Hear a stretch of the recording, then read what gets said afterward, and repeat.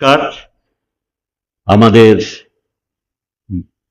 বাংলার নববর্ষ পয়লা বৈশাখ আগামীকাল থেকে সূচনা হবে।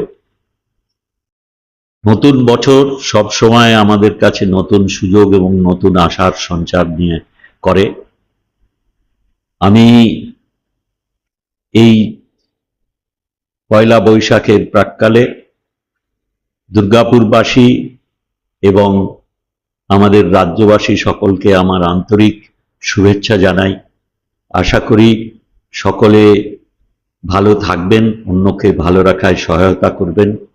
আমাদের পশ্চিমবঙ্গে যে ঐতিহ্য এবং সংস্কৃতি, সৌহার্দ্য আর সম্প্রীতির সঙ্গে আমরা সকলে সব রকম উৎসবে একসঙ্গে মাতোয়ারা হয়ে ভ্রাতৃত্বের বন্ধনে আমরা যেভাবে শান্তি এবং সমৃদ্ধির লক্ষ্যে সকলে মিলে ব্রতী হই, এই নতুন বছরেও তা এতটুকু বিচ্যুত হবে না।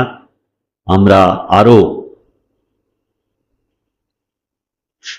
সচেষ্ট হব যাতে আমাদের ঐতিহ্য, বাংলার ঐতিহ্য সম্পূর্ণভাবে সুরক্ষিত হয় এবং আমরা সকলেই আশা করব আমাদের সমৃদ্ধি এবং আমাদের সুস্থ জীবন সামনের বছরে আমাদের অনেক সুযোগ এনে দেবে।